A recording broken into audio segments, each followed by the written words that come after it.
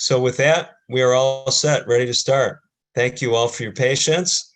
Welcome to our first official session number 1 for our program.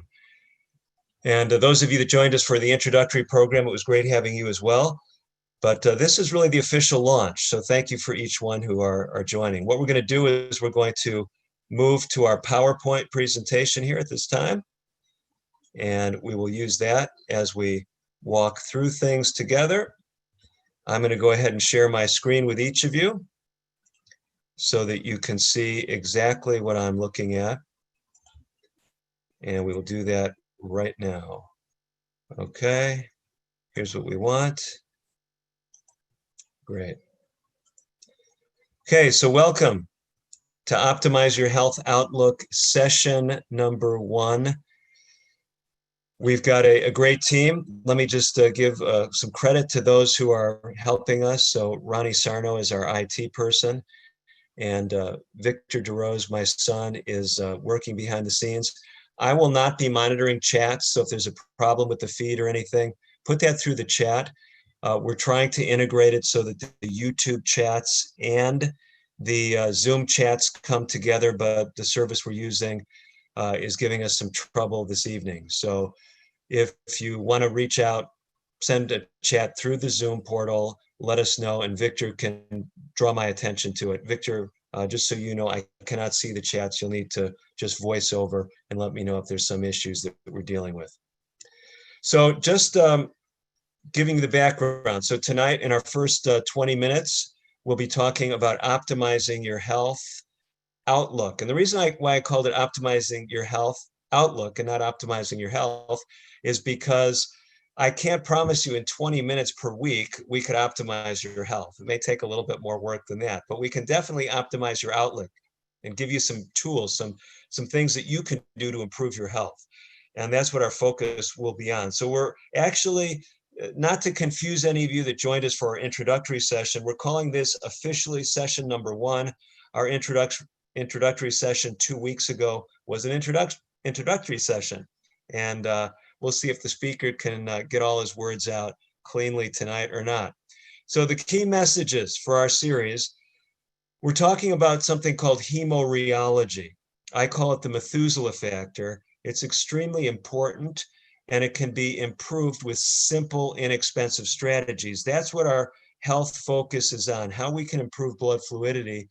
And it's all based on my book, The Methuselah Factor. What we're going to be doing tonight, if our equipment works, it worked great when we tested it out.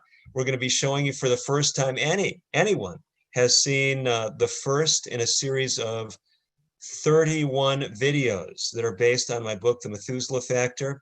We'll be rolling these out over the next several months over the course of the summer. Some will be assignments for you to watch that we'll post on YouTube, and you're welcome to watch them. Others will actually show during the live meeting like we're doing this evening. So for those of you who caught the introductory session or heard about the assignment for this program, here is a review of some of the things that the Methuselah Factor has been shown to help with. And you can see if you improve your blood fluidity, among the things that you can hope to do is decrease your risk of stroke, decrease your risk of coronary artery disease, decrease your risk of blindness. You can see the list there, cancer, cognitive decline, all these things, you decrease your risk of them by improving your Methuselah Factor. You can also improve your physical performance, your mental performance, and those were the things we talked about last time. So what we're doing tonight is we're beginning this health enhancing journey. We'll be looking at this new content, these new videos, and I encouraged some of you last week to look at my missing link videos. If you're joining us for the first time, or if you said, oh, I know I wanted to watch something before tonight, those missing link videos can be found on my Compass Health Consulting YouTube channel. And let me just say this right now, one of the very best things you can do is subscribe to that channel, because over the next 24 hours or so, we'll be putting up some of these new videos that no one has seen before, because they're designed to help you as you go on this journey of optimizing your health this summer. And I encourage you to invite other people along with you for the journey. So that's what the focus is in the first part of these presentations. So this is what things look like if you click on the playlist at Compass Health Consulting, the playlist for the missing link. At the time, there were nine videos. Now I think we've got 13. So all of them are up and available for you to view. This goes through the reason why we should be concerned about improving our Methuselah factor. And in our video tonight, we'll give a little review as well. So this is what the YouTube channel looks like. So someone told me they went to another YouTube channel that was Compass Health. If you don't see my image on there, it's not my YouTube channel. But again, I encourage you to subscribe, because that way, as we roll out the videos, you'll be notified, and select notifications there on YouTube. So that's all you need to remember, Compass Health Space Consulting. Okay. Someone asked me after the meeting how you can get the free pricing on the book. There's a half off sale 50. So compasshealth.net is my website. And if you go to the resources there, you can get as many copies of the Methuselah Factor book at half price. If you prefer to buy it on Amazon, I don't know what they're selling it for. Their prices vary. Sometimes their prices are as good as our half price deals. Other times they're retail price. So you can compare. We're not offended by you purchasing from Amazon. So if you're subscribed to my YouTube channel, you'll be able to see these videos. This is going to come out as a DVD package. And but right now, we're going to release them gradually. They'll be available, these new videos, at least for several weeks. We're guaranteeing they'll be out for at least a couple weeks on YouTube, but we're not going to probably leave them up there perpetually. We'll see. We'll see what kind of feedback you get. We have another version of these videos, an earlier version that we've put out for free that you can find on my YouTube channel, but it's just focused on high blood pressure and diabetes. These new presentations, the production quality is much, much better. We invested quite a bit in the project. So my business consultants say you should sell the product. And even if you want to share it with people at first, you shouldn't make it free forever. But some of you have better sense than my business advisors, let me know. Okay, so this week we're going to show introductory video, just number 1. And the assignment, it's called the introductory video. We're not going to show video 1 or 2, but I'm going to put up 1 or 2 of those over the course of this week, probably in the next few days. So tonight we'll watch a video together, and then tomorrow or the next day, whatever, you can watch video number 1. I don't think I'll put up number 2 as well, but I'll see. And that's your assignment. If you want to watch all the videos, watch them. If you miss them, they'll be up for several weeks at least. So with that, I am going to stop sharing that screen and see if we can get to the screen that actually has our video. So that's what we're going to do right now. And you'll be the first ones ever to see this, other than the people in production. So hopefully this comes through cleanly for you. Okay, we have that in place.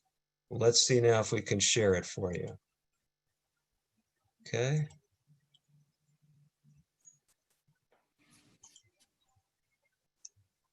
Okay, you should all be seeing a blank screen, hopefully. And we're going to start rolling. Victor, please monitor that for us and holler or scream if you're not getting sound or something. Here we go.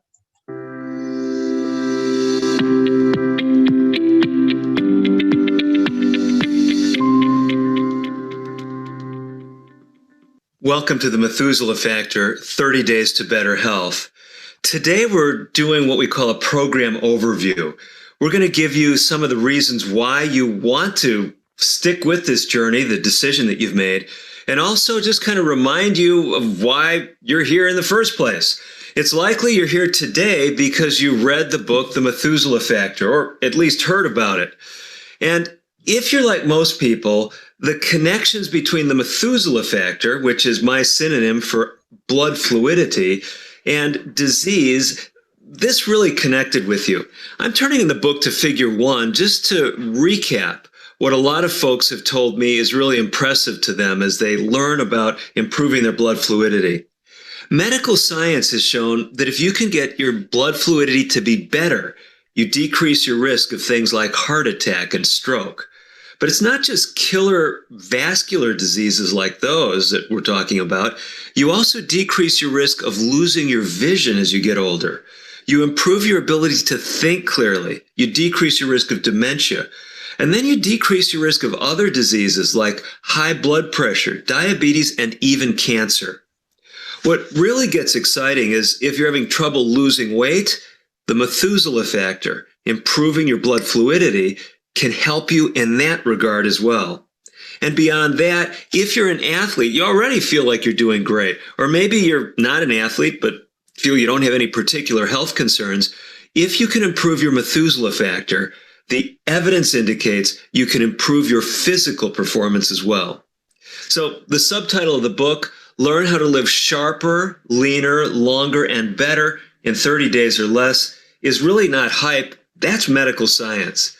And so the purpose for coming up with this video series is because we realize that as easy to read as the book is, as engaging as the book is, as practical as it is, many people still say, you know what? I like that audio element. I like someone to kind of walk alongside me as we're going through the program. And this is just so powerful because I'm really here as an educator, trying to help you really connect with these concepts and put them into practice in your own life. Each day, I'll be highlighting things from the book, but I'll also be throwing in some additional content, some practical insights that I've seen over the years. And what it'll do, it will help you be in the driver's seat as you go on this 30-day journey to better health. With that in mind, let me bring you to some topics that I introduce in Chapter 14. I've entitled that chapter, Get Ready, Get Set. And what it is, it's designed to help you be in the mindset of true success when we start this 30-day journey. The first thing I want to emphasize is if you have any health conditions at all that are being treated by a healthcare practitioner, what I want you to do is talk with that primary care provider, talk with that specialist. Because here's the deal. Let's say you have diabetes. This program is so powerful that you are likely to have to decrease your diabetes medications or your blood sugars are going to get too low. Just last night, in fact, I was speaking to a community group, and one of the people asked that very question. You know, what happens if I start on this program? What's going to happen to my blood pressure? What happens to my blood sugar? It is true. The research is compelling. You're likely to need to significantly decrease medications. So talk with your physicians. What they're going to do is either say, I'd like you to cut back a little bit before you start, or more likely, they're going to ask you to carefully monitor things, keep in touch with their office, and you may need to have adjustments made in those medications. With that in mind, I want to tell you about Figure 16. Really, really important, regardless of whether you have health concerns or not, to keep track of some measurements throughout the course of the 30-day program. Okay, I'm just pausing here with you for a minute. And part of this is because this is an important graphic, and we'll give you an opportunity, if you're interested, to have a copy of this. Even if you don't have the book, you can reach out to me at my email address. It's fine to use Dr. DeRose at compasshealth.net, but I'm also pausing it because I'm understanding that the folks on YouTube are not seeing the video. Oh, okay. So there's some questions. So Ronnie, if you just speak over to us, speak through the Zoom interface, if you would, to us, because we're trying to make sure everyone has a good experience tonight. Yeah, if you want to disable your your camera while the video is playing. Oh, I hear disable my camera. I was totally confused about what you're asking. Okay, Right. Fair enough. I'll do that. Okay, we will continue now with the video. Let me just walk you through some of those that I recommend you consider. The first one is weight. Regardless of whether you feel your weight is great or you feel you've got some pounds to lose, I'd like you to at least weigh in at the beginning and at the end of the 30-day program. Now, most people find it beneficial to weigh in weekly while they're doing the program. For many years, I've worked in residential lifestyle change programs, and we see people, they can lose 4 to 5% of their body weight over a couple of weeks. You do the math, 200-pound person, they might lose 8, 10 pounds over the course of that program. Here's what I'm getting at. If you're not tracking your weight during the course of this program, you're going to miss one of the indicators of how you're improving your health. And the ironic thing is if you're underweight and you're starting to apply these principles, you may actually find that you're able to gain weight that you weren't able to gain in the past. The next column we have is fasting blood sugar. Now, blood sugar is really important to watch during the course of the program, especially if you have diabetes. Your doctor may want you watching more than just that first blood sugar in the morning. But I encourage you to, at least at the beginning and the end of the program, get a fasting blood sugar measurement. What we're finding today is an epidemic of diabetes and pre-diabetes. If your blood sugar is running a bit high at the beginning of the program, you're likely to see that normalize even if you don't have a diabetes diagnosis. So keep that on your list as well.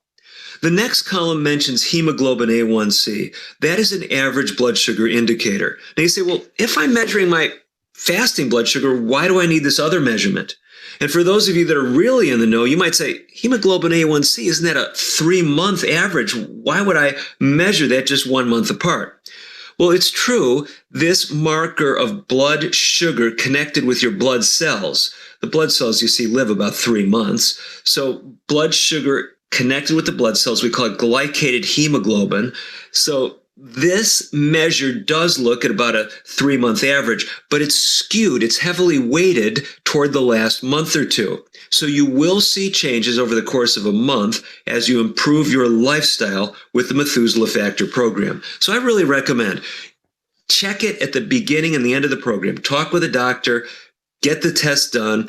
Some clinics do free finger stick hemoglobin A1Cs. I was just speaking at a Native American conference, and one of the screening tests that they offered in the context of that event was a free hemoglobin A1C screen. Have that done at the beginning and at the end of the program, and that will also give you an indicator of your progress. Then I've got a column for blood pressure.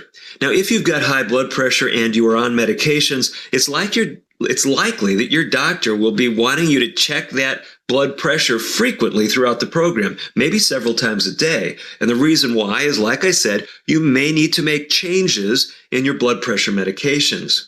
But even if you don't have a diagnosis of high blood pressure, Americans in general and people who understand the English language, that means likely anyone watching this video, is likely, if they don't have high blood pressure today, to have it tomorrow or next week or next year. Here's what the statistics tell us, and we bring this out in our book, 30 Days to Natural Blood Pressure Control. It's that once we get into our 60s in America, our age is roughly the percentage of the population that have high blood pressure. If you're 78, by the time you get into your 70s, you've got about a 70% chance of having high blood pressure. In fact, throughout the course of our lifespan in the U.S., 90% of us, around 9 out of 10, will experience high blood pressure at some time. So monitoring your blood pressure, seeing those numbers come down, is going to show that you're moving in the right direction. And then we've got a number of other columns for checking various blood tests like cholesterol and triglycerides. Again, I recommend you do those at the beginning and at the end of the program.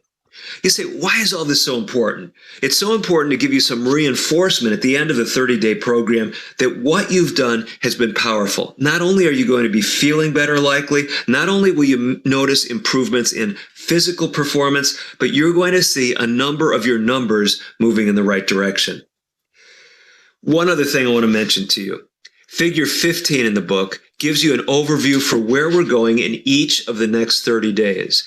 Each day, I'm going to give you a different challenge. I'll walk you through those challenges. You'll set an individual goal, and then you'll stick with those changes throughout the 30 days. The Methuselah Factor. It is a program to help you have better health, to help you live sharper, leaner, longer, and better, all in 30 days or less. I'm Dr. David DeRose. I'm glad you are with me on this journey. We are in for a great time together.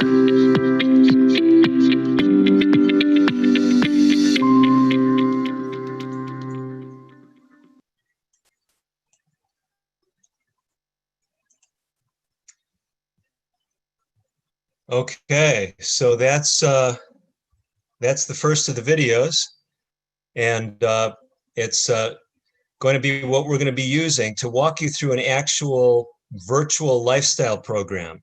And for those of you who joined us a little bit later, partly because of our challenges, maybe you're watching on YouTube, if you actually want to have an interactive component, we're not going to do it during the 1 hour meeting, but we're actually going to be doing that afterwards. So from 7 to 7:20, and like we're running about 5 minutes late, so we're just finishing up this health component. Then we'll be looking at some things that relate to the Bible and things that I have found help people in the area of stress management and motivation. If that doesn't reach you where you're at, if you think that's not what you want, stay tuned for these first 20 minutes each week. And at 8 o'clock though, and we will stick with that time tonight, we will switch to an interactive component. Right now, this meeting is being recorded. So I know that we learned some folks don't like to interact in a recorded meeting, but at 8 o'clock, we'll stop the recording and give you an opportunity to really get some personalized help. If you have medical questions or other things, I'll be standing by to answer those for you. So if you know of people that have questions, I mean, by all means, they can just jump on at 8 o'clock and we'll take their questions. It's especially focused though to help you to change your lifestyle. It was originally designed to be a 30-day program, but we're spreading out over a number of months. But my encouragement is still the same. Check things, check your weight right now, check your blood pressure, check your blood sugar. If you're going to the doctor, or if you've been there, get some blood work done and see what happens over the next several months if you start applying the principles that we'll be sharing in these short videos. So that's the game plan. And we're glad that each one of you is here for it. So that ends the health presentation. But before we step away from it completely, I'm wondering if any of you do have any questions that you would like to ask. Victor, if you'd kind of keep your eyes open for anyone raising their hands or trying to get your attention. Do you have any questions about what we're doing in the health component? So you're all clear. We're going to be showing these videos. They were designed to watch one a day for 30 days, but we'll be rolling them out maybe several a week. If you subscribe to my YouTube channel, which is Compass Health Consulting, when we put out those videos, you'll get them. Other videos will show live, just like we did this evening, and those will not be posted. So if you want to say, oh, I want someone to see this video, they'll need to watch this archive show, because this first hour will be archived. So they'd need to watch it in this presentation. Straightforward enough? Okay, so with that background, we want to segue to the other portion of our meeting tonight. And we're going to go back to our other screen here. And this is part 2 of our presentation. So let me just share that screen with you. Okay. So right now we're going to be talking about this spiritual dimension. And the spiritual dimension, as we talked about it last week, the reason why we're including it by way of brief review is because one of the keys to optimal immune functioning, which has been a big concern of late, of course, with COVID-19, but also an optimal Methuselah factor, is controlling stress. And elevated stress hormone levels, whether they're in the short term or the long term, actually worsen blood fluidity, and they can impair immune functioning. So what many people have found is that spiritual themes are one of the most effective things to help in this challenge we all have of dealing with stress. Many of us were inspired by Pastor John Bradshaw. He put on a series called Hope Awakens, and that's what actually inspired us to do this series as a follow-up. And Pastor Bradshaw shared Bible principles that were designed to give hope and give encouragement and to help with stress. And that's why we've included this in this program. So tonight, what we're going to begin and we'll continue to do is we'll look at some of the themes that Pastor Bradshaw actually shared during the Hope Awakens meetings, and we'll look at some of the whole person health implications of it. And I'm presenting this to folks who may not have any knowledge of the Bible. They may even be like I was as a young man, thinking the Bible was just some interesting stories and didn't really have much to say, much bearing as far as our personal health. But I'm convinced that the principles we're going to be looking at in the spiritual portion, the Bible portion, can really help you regardless of your spiritual persuasion. We looked at these slides in our introductory program, but this is taken from our book, 30 Days to Natural Blood Pressure Control. This was a review, a medical review, looking at benefits of focusing on the spiritual, how spirituality can help our health. It can help us stick with healthier lifestyle behaviors. It can improve the quality of life, better mental health outcomes, better outcomes if you end up in the hospital, and helps you lower your blood pressure, lessens your risk of heart attack and stroke, and just helps you live longer. So it kind of argues for all of us to pay attention to our spiritual dimension. And that's true, whether it is coming from a spiritual perspective that you grew up with or another one. I know some people say, well, wait, I thought you were following along with Hope Awakens, and that was a biblical perspective. That is what we're presenting. But I want to challenge you to nurture your spiritual health and to get on that journey with us. So some of you may have seen the series that John Bradshaw presented. You can go to hopeawakens.com or hopeawakens.org, and you can watch the full presentations that have inspired my comments. Our first two nights, our introductory session and tonight, were based on his first two presentations, Signs You Can't Ignore, and the second part was on Hope Awakens. And you might say, well, I actually did see those meetings. Why would I want to stay along with these presentations that you're doing, Dr. DeRose? It's because I'm looking at these things from a different perspective and sharing some additional material as well as reviewing some material. So what we're talking about tonight is based on parts 1 and part 2 of John Bradshaw's meetings. So last time, those of you that joined us for the introductory meeting, we talked about signs. And I shared with you that story that John Bradshaw related about how a trained conductor did not heed the signs, did not acknowledge the signs, did not put into practice what the signs were telling him about a 30-mile-per-hour curve, took that curve at too fast a rate of speed, and the results were catastrophic. So signs are designed to protect us. Now, the signs that Pastor Bradshaw looked at are some fascinating signs found in the book of Matthew, chapter 24. And before we look at the scripture, I do believe that there is a God who wants to guide our minds, whether you believe that or not. I'm of that conviction. I want to just take a minute and ask him to guide us. Let's pray. Father in heaven, thank you that we can learn how to improve our health, and we can learn things that can help us with stress. Whether folks tuning in today have ever read the Bible or not, whether they think it's an inspired book or a fairy tale, please help them to see lessons tonight and in this presentation that will be a help to them in their journey to better health. We ask it all in the name of Jesus. Amen. So in Matthew 24, Jesus is speaking, and he's been talking about things that scholars have said, deftly combine prophecies of the destruction of Jerusalem that was to take place in 70 AD with signs of Jesus coming at the end of Earth's history. And listen to some of these signs. He mentions wars and rumors of wars. He mentions nations rising against nation and kingdom against kingdom. It sounds kind of grim, but as he continues, he speaks about famines, pestilences, and earthquakes. And individuals have said, well, boy, that sounds like today.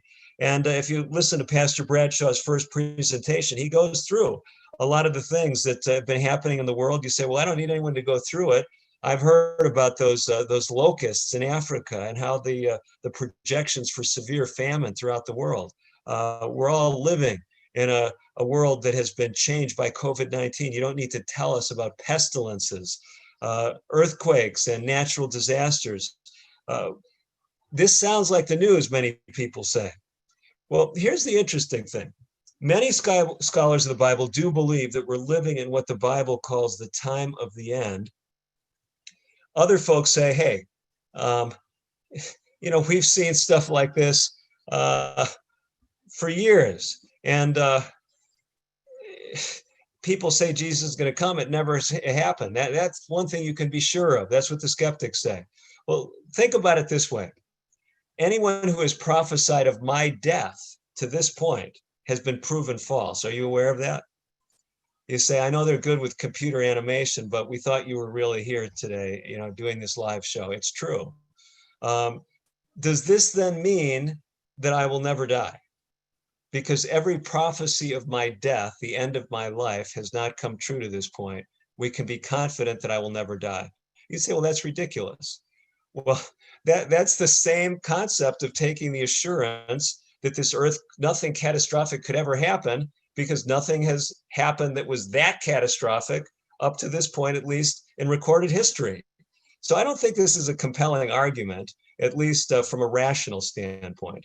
But many Christian and skeptic alike think all this talk about signs of the end and that Jesus coming could be soon is nonsense. But let's look at Matthew 24 just a little bit more and then move into something that I think causes us all to pause and say, well, maybe there is something more to the Bible than meets the eye. And the reason I'm sharing this with you is this is what convinced me years ago that I should look more seriously at the Bible. So I'm kind of sharing with you a little bit of my personal journey. In Matthew 24, first of all, let me make it very clear, Jesus was not setting dates. He made it very clear. He said, of that day and that hour, speaking specifically of his second coming, no one knows, not even the angels of heaven, but my Father only. So if someone's telling you, hey, listen, we've been, figuring out all the seismology and looking at the hurricane patterns and, figured out this from the death rate from COVID-19, and we know Jesus is coming on September 23rd of this year. Jesus was not sharing anything of that nature. And I think you would be well to be skeptical because Jesus said, no one knows that. So Jesus was not setting dates, but he was also concerned, if you read through Matthew 24, that we not be deceived by unwarranted conjectures about his soon return. In other words, people, like the skeptics have said, have been saying, Jesus is coming, this is going to happen, sell everything, give it all to my church. And you kind of know that scenario. Jesus was concerned, but he wanted to show us signs, not to depress us, but to actually give us hope. And that's what we want to look at. So whether you look at Matthew 24 and you see the hope embedded there, or you look at Jeremiah 29, there we read this, for I know the thoughts that I think toward you, says the Lord, thoughts of peace and not of evil, to give you a future and a hope. That's what God is interested in, and that's why we're looking at this material. So again, if you want to look more at this presentation, Pastor Bradshaw, I thought, did an excellent job in presenting Matthew 24 and drawing that in with contemporary events. And that's in this part one, Signs You Can't Ignore. You find that there at hopeawakens.org or hopeawakens.com. Actually, he gave several recommendations.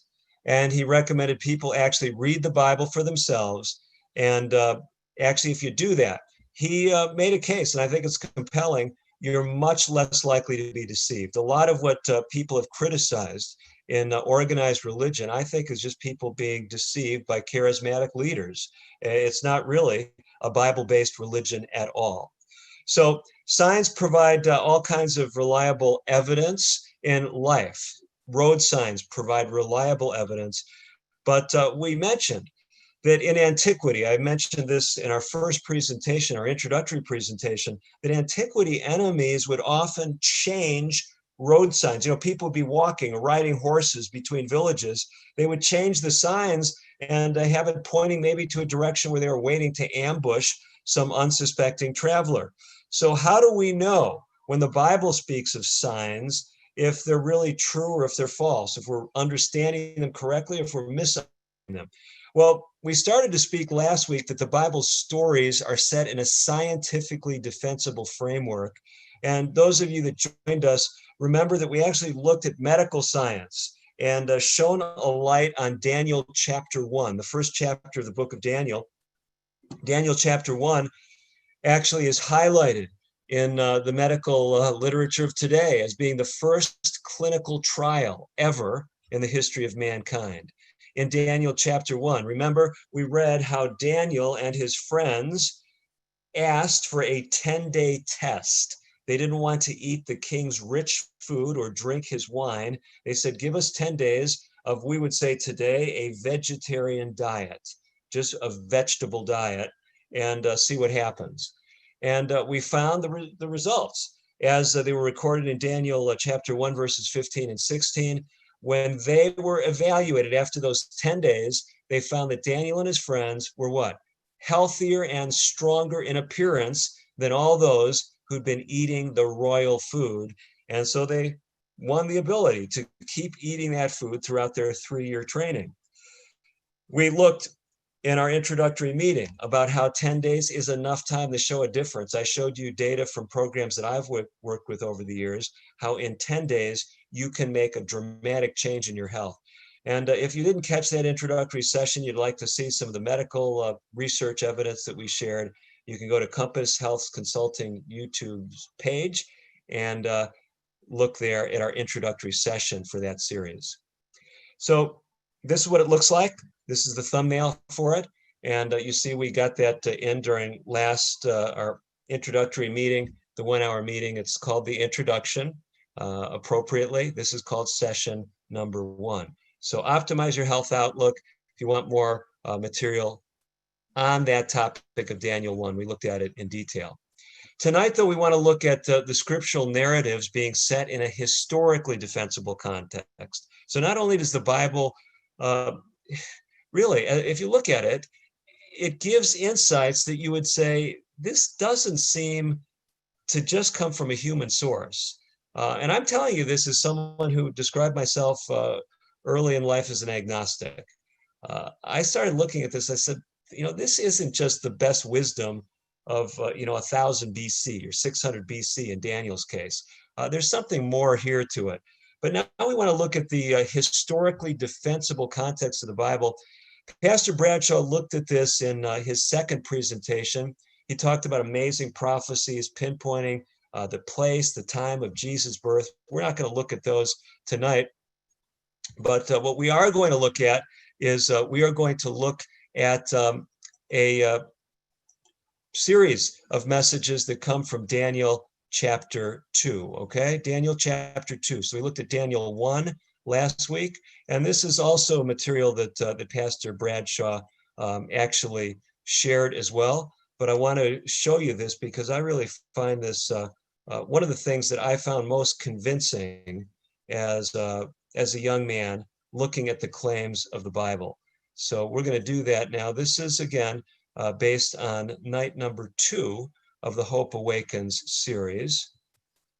And we're looking at this historically defensible context of the Bible, that it's not just a storybook. Now, in the book of Isaiah, it's in the context here in chapter 46 of Isaiah is in Isaiah's day, a lot of people had rejected God. They were just going with the contemporary ways to live. And in that day, they were praying to idols. You say, we don't do that anymore. But we have other things in our lives as a culture that we put in God's place. That's the essence of idolatry.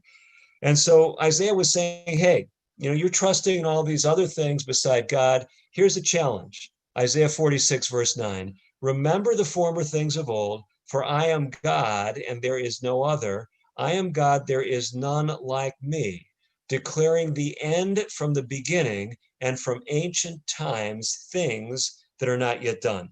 So what God is saying is what differentiates me from all of the things that captivate our attention, from all the idols, if you will, of the world, is that I can actually foretell the future. I can say from ancient times the things that will happen. And so God claims his word, the Bible is true. You say, oh, well, a lot of people make claims, but let's test it. If God really knows the future, and if the Bible is really a reliable or true expression of God's knowledge, then doesn't it stand to reason that when the Bible speaks the future, we can depend on it, right? So let's check it out tonight. Now, those are two huge ifs in a lot of people's minds, but if you have questions about this, or if you know of other people who have questions, they're not watching tonight, we're planning to archive the show. They can watch this. They can fast forward to this if they're not interested in the physical health component. But let's take a look, because I believe there's a way to help evaluate both.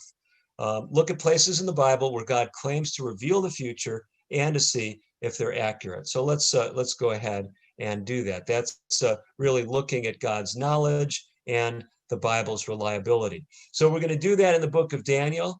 The book of Daniel is an amazing book, remarkably detailed prophecies that many scholars have said were fulfilled to the letter. I would argue that not only do scholars and Bible believers believe that these prophecies were fulfilled to the letter, but skeptics and agnostics and atheists have actually given compelling evidence that they believe the prophecies are remarkable. And here's why I say that. Daniel claims to have been written somewhere between 520 and somewhere between 620 and 530 BC. And, you know, with BC dates, you work the opposite way. So you say, okay, what does this have to do with the critics? Well, what it has to do with the critics is Daniel chapter 5 speaks of a king named Belshazzar. And the prophecies of Daniel are so compelling that had anyone written them in even 500 BC, you'd say this is impossible. So the critics of the Bible have for decades upon decades, several centuries, have been saying, well, the Bible was not written in Daniel's day. The Bible had to be written way after many of these, quote, prophecies were fulfilled, probably written maybe 150 BC. And the writer says, oh, I lived back, around 600 BC, and this is going to happen, this is going to happen. You say, sure, I could write a book today and say I'm writing in the 1600s, and I see, George Washington and Abraham Lincoln and Teddy Roosevelt. And you could say, yeah, it's a bunch of nonsense. It was all, the person wrote in 2020, and they said, I'm writing this in 1600. So is there evidence that Daniel was written much later? And the critics for years said, yes, Daniel is obviously a false history, because Daniel chapter 5 speaks of a king named Belshazzar, and every king list of antiquity never included the name of Belshazzar. So they said, obviously made up, because we now have records that go back to Herodotus and others, and no Belshazzar. And by the way, that's the king in Daniel 5. Here's the king list, well-accepted king list, well-documented in history. Nebuchadnezzar, at the beginning of really the world dominance, if you will, the then known world, at least from the framework of the Middle East, and where God's people were there in the promised land or the Holy Land. Nebuchadnezzar, the first king, you can see the list of his successors. Nabonidus, the last king, no mention of Belshazzar. And you can see a list of just some of the historians: Herodotus, Ptolemy, Josephus, many of those names you may know. They all said, they gave the same list of kings, and none of them mentioned Belshazzar. So you could see, this would seem to be compelling evidence that Daniel did not live when he claimed to have lived, made up the name of a king, obviously trying to set it back in another age, and compelling evidence, the critics said, that Daniel was written probably 150 BC.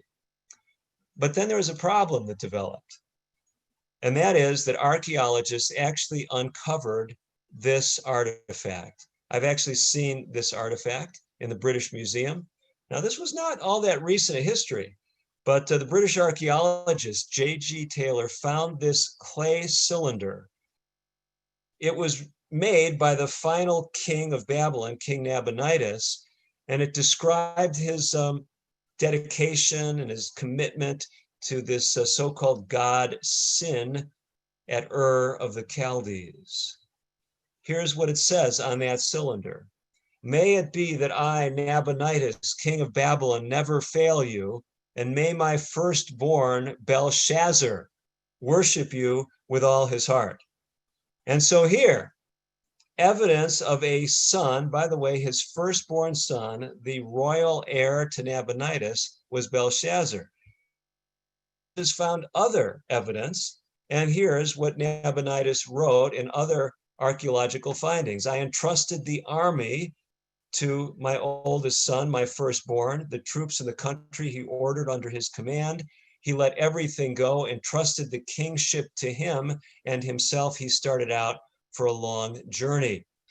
So what are we finding from this? We're finding that Nabonidus, who everyone agrees was the final king, actually put his son Belshazzar in place to sit as the king, as the heir apparent, while he was away on an extended mission. And historical artifacts indicate that he was probably gone from the capital of Babylon for some 10 years, while Belshazzar was ruling as king, even though he was not the king.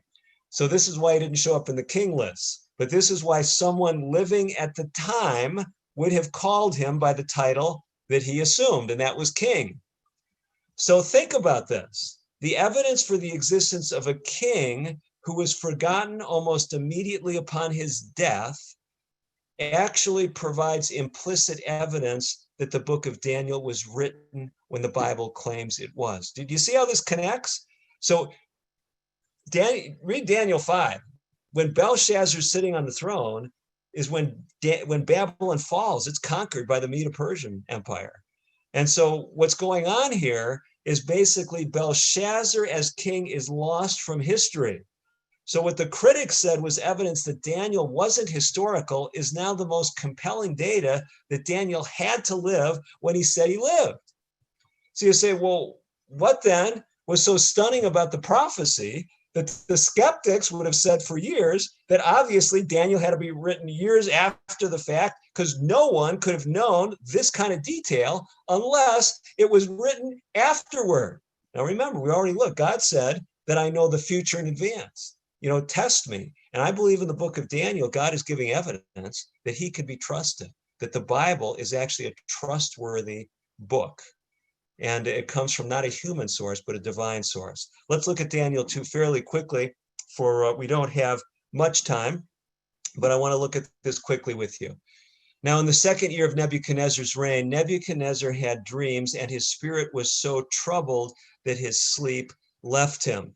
So this is going back to the beginning of Babylon's era of world power, of world dominance, around 600 BC. Some people put that date at 605 BC. Nebuchadnezzar, early in his reign, he has this dream.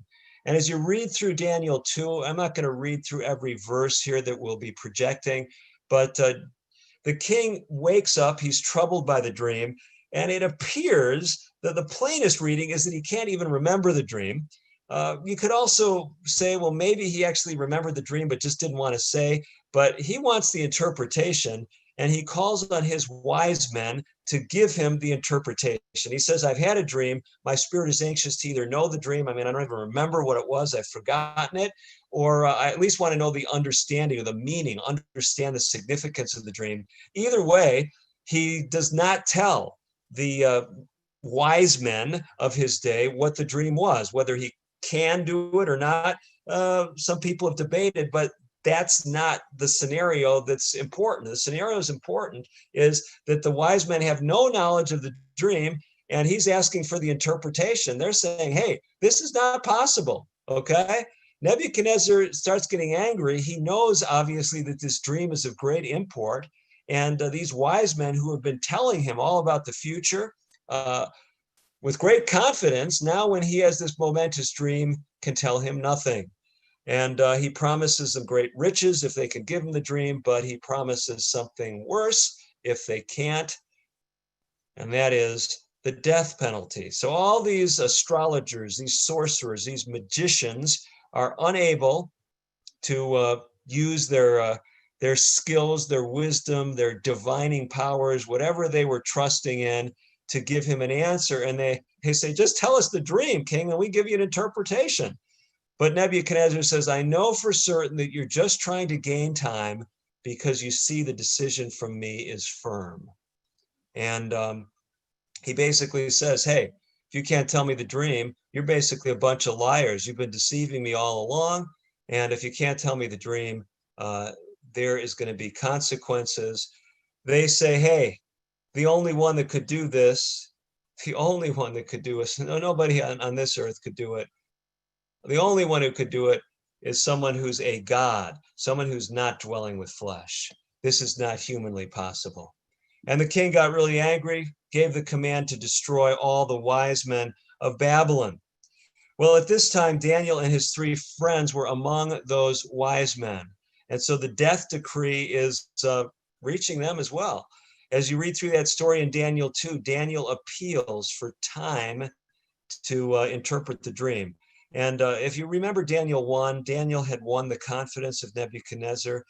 He didn't seem too inclined to give the other, quote, wise men any more time. But Daniel apparently was in another category of advisors to the king, and he gives him time. Daniel and his friends pray to the God of heaven, and they're asking God to reveal the dream that Nebuchadnezzar has. And I still believe that prayer is extremely powerful. It may not always be answered the way we want, but in this story, God does answer their prayer. And the secret, the very same dream that Nebuchadnezzar had, is given to Daniel. Daniel comes before Nebuchadnezzar and reveals to him the dream. He tells him it was a dream that was an image.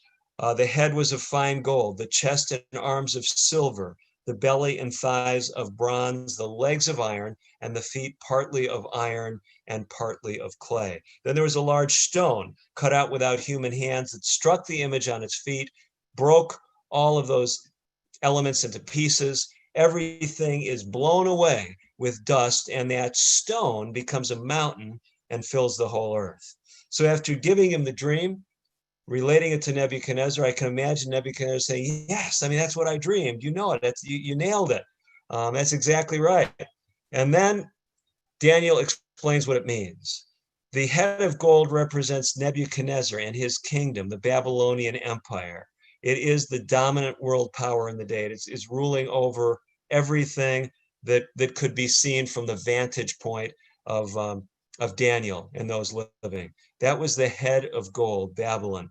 And historians tell us that reign of Babylon, this dominance, this world dominance from 605 to 539 BC. But here's where now it gets really remarkable. You say, well, okay, Daniel's living in the time of Babylon. If that's a given now, based on the archaeological evidence, you say, okay, well, anyone could say Babylon was the world power because they were then. But this is an artist's rendition of Babylon, this amazing city. Some people say it was one of the wonders of the world, especially with its hanging gardens that you see illustrated there in the background. How could it ever fall? Amazing. If you read about the fortifications of Babylon, it seemed impregnable. Nebuchadnezzar said, may it last forever. An amazing defense system, wall, the river Euphrates ran through it, a constant supply of water, food supplies, literally for decades in that city. But Daniel prophesied, God gave him this vision, just like to Nebuchadnezzar, that another king inferior to his would arise, and it would be the Medo-Persian Empire. You say, well, where do you get that from Daniel 2? It doesn't say anything about Medes and Persians. Well, Daniel does relate that the Medes and Persians conquered Babylon in 539 BC. That's what the history shows us, a well-attested date in history. Even secular historians agree to it. But it's interesting that as you read through the book of Daniel, there are parallel prophecies. And the Medes and the Persians are mentioned by name. You say, well, no big deal. The kings of Media and Persia mentioned in Daniel 8. Well, Daniel lived during the conquest of Babylon. He could have mentioned the Medes and the Persians. But the next kingdom, that kingdom of bronze that would not reign until 331 BC, the thighs of bronze represented Greece. And we know that because as we compare Daniel chapter 8, the thighs of bronze represented Greece. Greece is mentioned by name, not to take power some, a couple hundred years nearly after Daniel vanished from the scene. And so Daniel 8 presents a prophecy about a male goat with a large horn. Here's the interpretation in Daniel 8. That male goat is the king of Greece. That large horn between its eyes is the first king. As for the first horn was broken, the four that stood up in its place, 4 kingdoms shall arise out of that nation. This precisely describes the Greek Empire, conquering the whole known world. The first king, of course, Alexander. When Alexander died, his kingdom was divided into 4 parts for his generals. And this is why skeptics find Daniel so hard to swallow, but precisely accurate. If we were to take the time that we don't have tonight, by the way, Pastor Bradshaw did it in his second presentation. But as you go through it, you'll see Rome prophesied, and then the divisions of Rome. The divisions of Rome. So there's no world kingdom that would succeed Rome. Rome falls internally and by tribes from the outside that conquered, the Anglo-Saxons and the Franks and the Suevi, that gave rise to the divisions of Europe today. Amazing. Think about it. God prophesies 4 kingdoms, and just 4, and then after that, divided empire. Divisions in our world today, divisions in Europe have never been healed in spite of attempts for people to unite the European world, at least, and the world itself under a common government, whether it's by marriage, as Queen Victoria has been called the grandmother of Europe because of all the bloodlines that were connected. Napoleon, Hitler, and others tried to, by conquest, conquer at least Europe, if not the whole world. But what does this all have to do with hope? What it has to do with hope is the God who was proved accurate in the prophecies of Daniel. If you were to take the time to walk through them, or if you saw the Hope Awakened series, promises at the end of time that there will be a kingdom that God will set up, that God is trustworthy, that this world is not going to get worse and worse and end in a nuclear holocaust. This world is going to end with God setting up a final kingdom. The God of heaven will set up a kingdom which shall never be destroyed. The kingdom shall not be left to other people. It shall break in pieces and consume all these kingdoms, and it shall stand forever. This is what Daniel said was a certain dream. Its interpretation is true. This is what Christians look forward to as the second coming, when Jesus will ultimately set up his kingdom on this earth. Well, we ran a few minutes late. We did start late, but my goal was to finish by 8. So if that went by a little quickly for you, you'd say, well, I was just encouraging you to watch Pastor Bradshaw's initial meeting.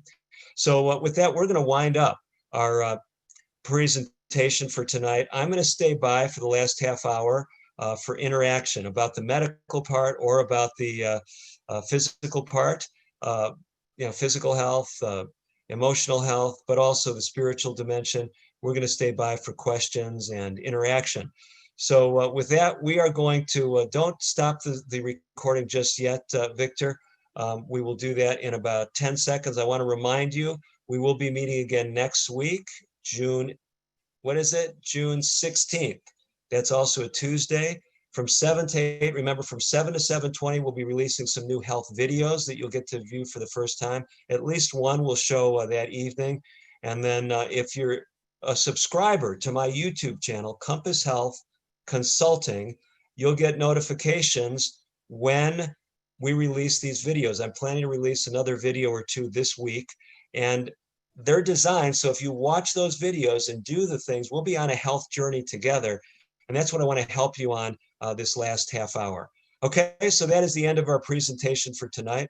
And let's just close with a word of prayer, then we'll stop the recording and open it up for interaction. Let's pray together. Father in heaven, we ask you to be with us tonight. Thank you that in spite of the challenges, you allowed us to look at medical science, practical things that we can do to improve our health, at least an overview of what the game plan is over the next weeks and months of the summer. Please help us to invite people that need to be along for that journey, even if it's just the first 20 minutes of each night that they want to be with us. But then we've also looked at evidence in the Bible that it needs to be taken seriously, that there's things that we can learn about health and about our future. And as we look at these biblical themes, help them to be themes that do give us hope and help with our stress and give us a brighter outlook. Thank you that we can trust you to do that, for we ask it in the name of Jesus. Amen. Okay, well, that's all for tonight. Thank you for joining us. As far as the recorded portion, we will stop the recording and move to our dialogue.